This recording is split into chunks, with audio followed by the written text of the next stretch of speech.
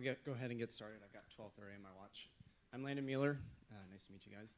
I'm one of the sports medicine EM faculty at Georgetown. I'm really excited to talk to you about the top 5 MSK articles from 2020. So this is a lecture that I've been doing the last couple of years where I just kind of update each year. I'm really looking forward to it. I don't have any disclosures.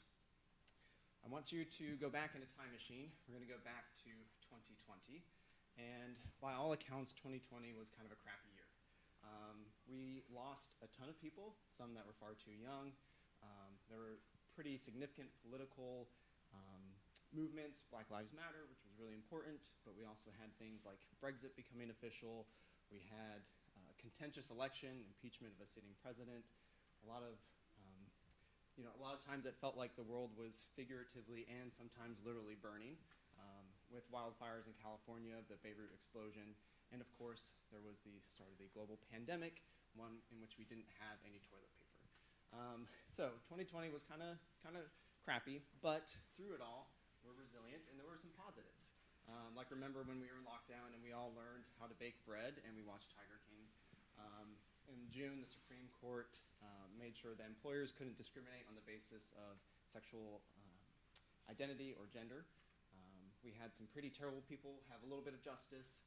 And then, of course, us as the medical community went from global pandemic to a vaccine in less than a year while treating millions of patients across the world, which is pretty cool. And not only that, but we did have some pretty good musculoskeletal articles come out. And I know as the sports guy, it's not nearly as exciting or impactful as a lot of the other medicine, but I think it can make a difference to your practice. So we're going to talk about these 5 articles.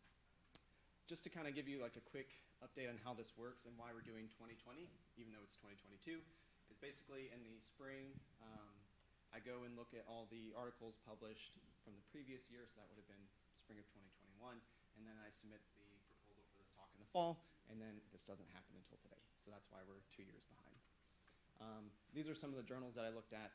It's a lot of them, a lot of EM journals, a lot of ortho sports medicine. It's something that I choose to do with my time in the middle of winter. So, all right, so we're going back in the time machine. You're on shift. We're going to go through a couple of different cases to highlight these articles. So we have Grandpa who is falling down off of these stairs, and he is complaining of some left shoulder pain. So you get an x-ray. This is what you see. It's nothing special. It's an anterior shoulder dislocation. But thankfully, you had read this article, a comparison between the new modified external rotation method and the regular external rotation method for reduction of shoulders.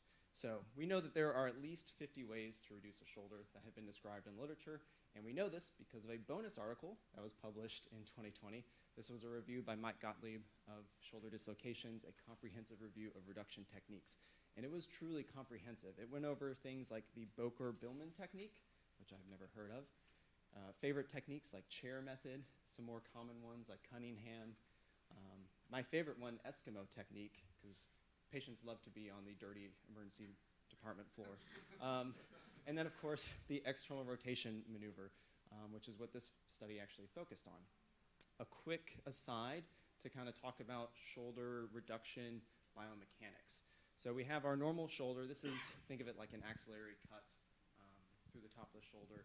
You have your humeral head sitting inside the glenoid rim, protected by our 4 rotator cuff muscles. Now, we think of our rotator cuff muscles like, yes, they do provide some movement with external rotation, internal rotation, things like that. But from a biomechanics standpoint, they're mostly there to actually keep the humeral head inside the glenoid rim and provide extra stability. But when there's been an anterior dislocation, that humeral head is now outside on the anterior surface of that glenoid, and you get bony friction between the humeral head and the glenoid, and that's what can lead to some of your Hill-Sachs deformities. And then also your rotator cuff muscles are now super stretched. All the tendons are still generally attached to the humeral head, but now they're stretched and they're kind of pissed off, which often sends the muscles spasming. And so you think about the mechanics, these tendons are now stretched, they're pulling that humeral head towards them, and so you have bony friction plus the force of the rotator cuff muscles, which generally applies like an overall force into that glenoid rim. And so whenever we're trying to perform a reduction, we're essentially having to overcome that force to get the glenoid back to get the humeral head back into the glenoid. And generally, all those techniques that have been described kind of fall into a couple of different categories in terms of how we can overcome that force. The biggest one is traction. This is essentially where you just try to provide a large enough counterforce to overcome that. And the best example of that is just traction, countertraction. We also have biomechanical, which is an attempt to reduce the force.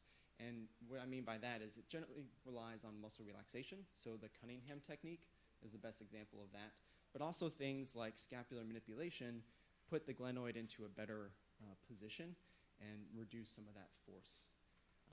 And then leverage, which is what this article in the external rotation is using, which is essentially using a lever to apply a counterforce.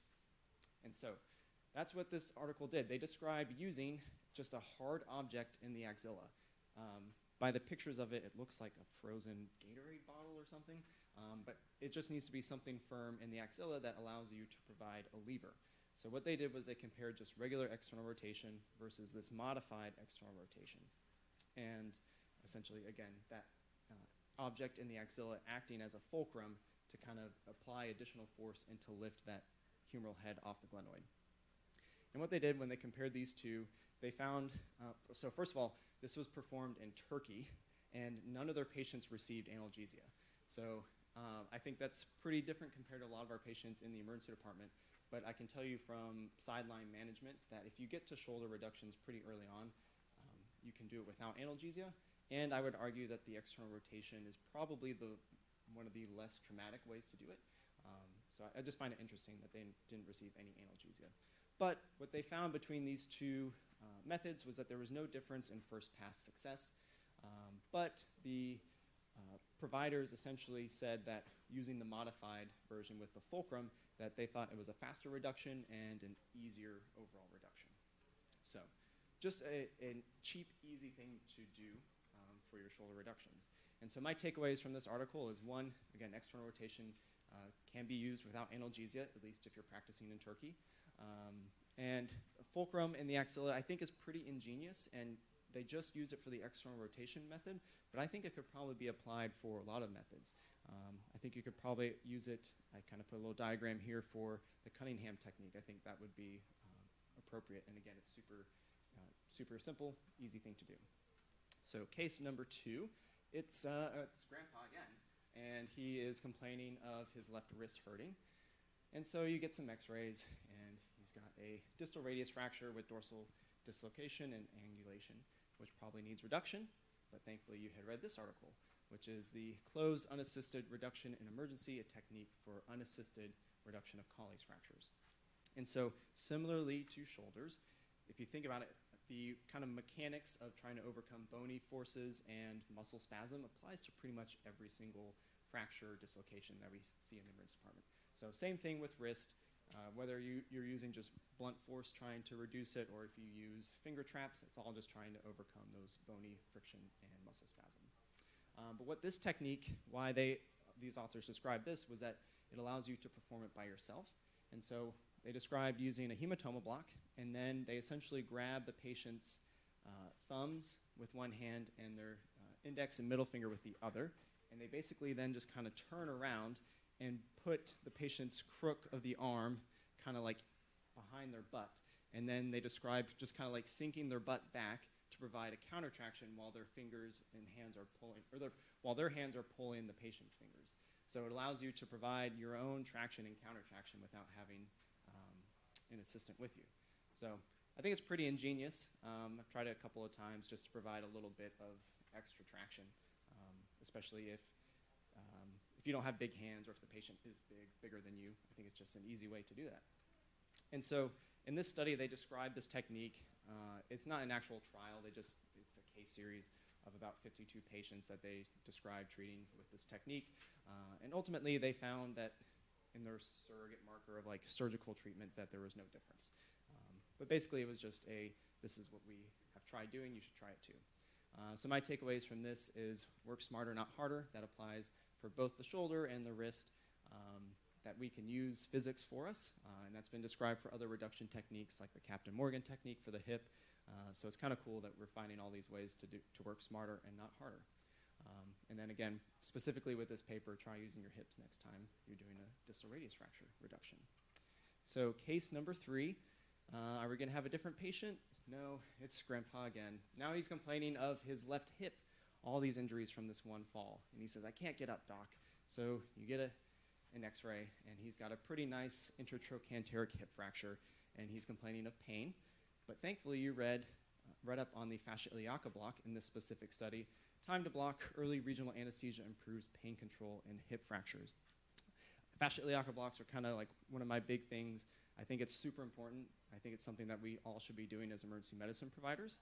It's a very simple block to do under ultrasound.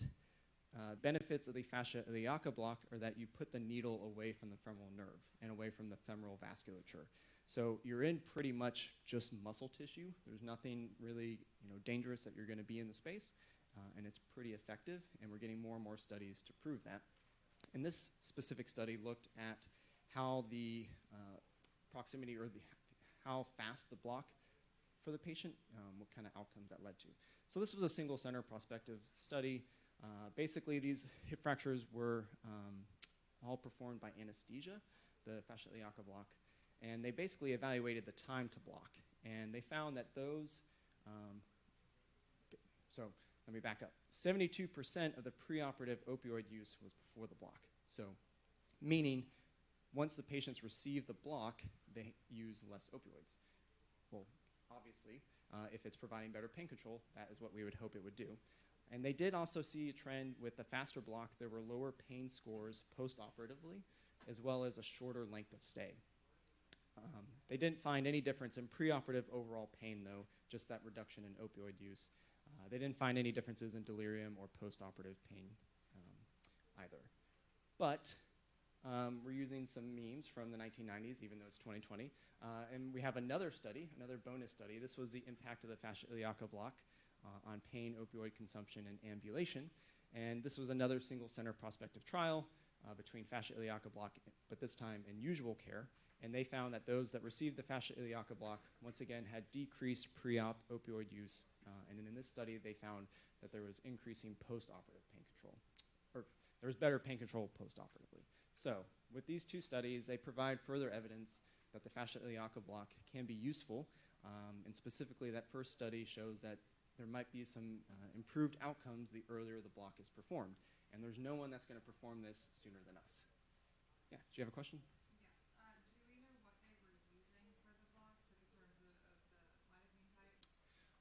I don't remember off the top of my head.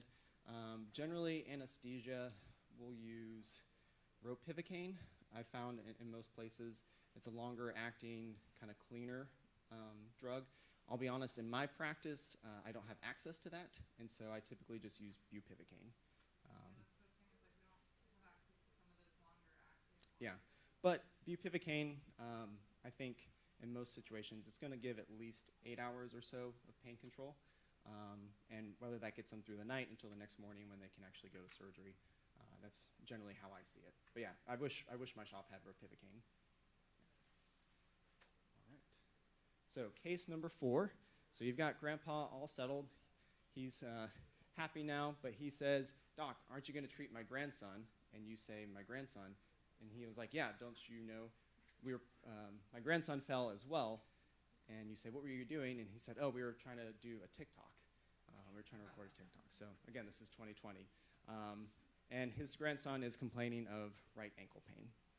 And this is his x-ray. I'll cut to the chase. It's a normal x-ray. This is just a normal pediatric x-ray. But he's pretty tender over his ATFL, and you suspect an ankle sprain. And you want to know how should you treat his ankle sprain with pain control. And you read this article, comparison of regularly scheduled ibuprofen versus PRN for ankle sprains. So NSAIDs are ubiquitous for ankle sprains. And we know with peds that we'll oftentimes recommend scheduling, alternating between Tylenol and ibuprofen to keep the fever down. And so these authors wanted to know, like, should we schedule NSAIDs for pain in this situation, or can they just do PRN? And they found at this single center prospective trial they basically broke the groups up into scheduled ibuprofen, where they got it 10 mg per kg every 6 hours, versus just a PRN up to 4 times a day. And ultimately, they found no difference in pain scores. Not a whole lot more to dissect in this article. It kind of makes intuitive sense to me that if the child is hurting, they will probably ask for pain medicine. And if not, then we don't need to shove Motrin down their throats. So my bigger question is, like, does this apply to all MSK? And the evidence-based answer is you can only truly say it applies for ankle sprains. But again, my suspicion is that you don't need to schedule pain control for peds. Like, they will ask if they want pain control. So. And then case number 5, we might as well just finish up with Grandpa and his grandson. He's feeling better after getting some Motrin for his ankle sprain. He somehow found a hamburger, and Grandpa is now asking to leave AMA, even with his hip fracture, because he says that he also wants to go and get a burger. And despite you talking to him, he still wants to leave AMA, so you want to set him up for success, and you want to make sure he understands his discharge instructions. And thankfully, you read this article, which was published in the Annals of Emergency Medicine on patient discharge instructions and their effects on comprehension. So we know that there are a lot of barriers to discharge instructions in the emergency department, just with patients in general. It's often an unplanned, stressful situation. There are time and place constraints. The time constraints on us to be able to spend multiple minutes with a patient, and then of course it may be a hallway bed, or there may be someone screaming next door. It's just not the ideal place to convey information. And then there are, of course, patient factors. A lot of our patients have poor health literacy. There may be language barriers.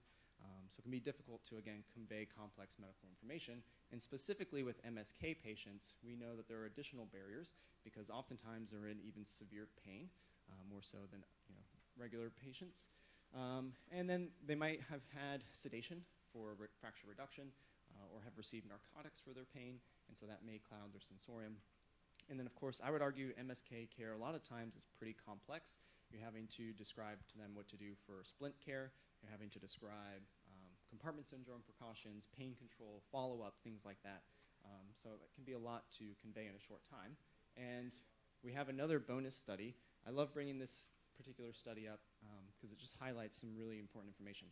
This was actually published in 2019 on patient comprehension of common orthopedic terminology. It was a survey asking orthopedic patients a series of questions on just their understanding, their health literacy of common orthopedic terms. And so this is the biggest thing that I take away. This question, a fracture was only understood 35% of the time to be the same thing as a broken bone. So I know we've all had that experience if you tell a patient, hey, you fractured this and this, and then they're like, so did I break it?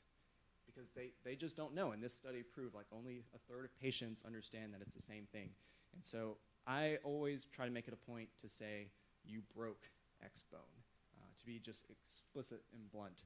And similarly, only 25% of patients knew that a ruptured tendon is the same thing as a torn tendon. So again, you have to, I think it's really important to try and use the most simplest terminology that you can that patients will understand. And this final question from that study was asking the patient if they just understand their injury, its treatment, and any restrictions. 57% said they completely understood, but 39% said they only partially understood. So a pretty significant amount of patients don't understand what's going on with their orthopedic care. So going back to the original study, though, looking at patient discharge instructions, so we know it's hard to convey information and that patients have a essentially poor health literacy on orthopedic terms. This was looking at all patients in the emergency department. It was a systematic review and meta-analysis that looked at 51 different studies, and they kind of pooled together and found that patients correctly recalled their discharge instructions only 47% of the time if it was verbal, only 58% of the time if they were given written instructions, and 67% of the time if they were given a video instruction to go home. So pretty key point that only less than half of your patients are going to correctly remember what you tell them if you just tell them. But you can increase that number by about 11% if you provide written instructions. So definitely something that can perhaps make a difference. And so my takeaways are there are numerous barriers for discharge instructions. It's difficult to convey medical information, and orthopedic discharges are particularly high risk. And then I think it's worth the time to take the extra minute or two to provide detailed written instructions that may improve patient understanding by about 10%. So we've gone through our 5 cases. We went back in time, and now we can kind of highlight everything that we went over. So try to use a fulcrum for your shoulder dislocations. It may be helpful. Try to use your hips the next time you have a Colles fracture. It can provide some extra counter traction. I want you to try and own that fascia iliaca block if you've never done it before. It's really easy to do, can be very beneficial for your patients. You just need to give PRN NSAIDs for ankle sprains and take the time to provide written instructions for your patients. Awesome. Any questions?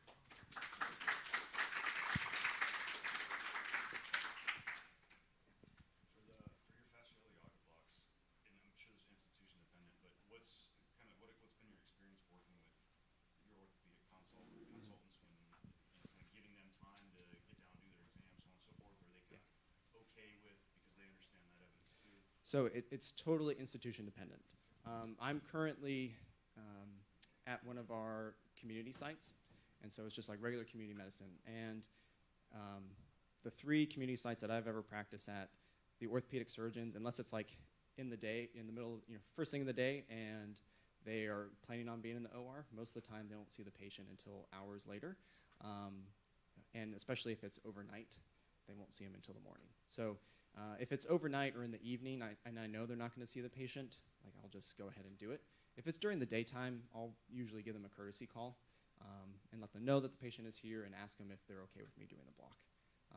I haven't really ever had a surgeon say no to me doing the block. I've had some surgeons question if I was actually physically able to do the block, but no one has said no, because I think they're on board. And most of these studies, I didn't really point it out, but most of them are coming out of orthopedic literature. So I think they're starting to see the benefit. Yeah. Anything else? Awesome. Thanks, everyone.